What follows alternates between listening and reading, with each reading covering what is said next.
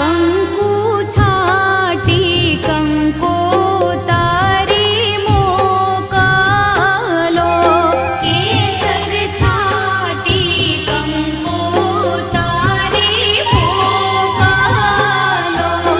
તેમાં લખજો બેની બાના નામ, માણેક સ્તંભરો પીયો,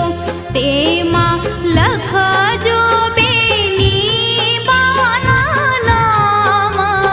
માણેક સ્તંભરો પીયો, કંકુ છાટી કંકુ